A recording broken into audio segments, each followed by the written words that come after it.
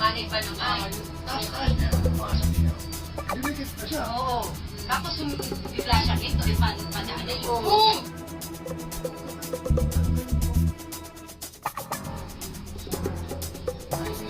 Sinisip ang driver niya.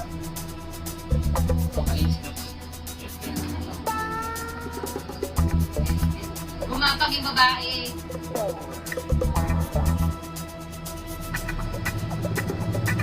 So, record na yan.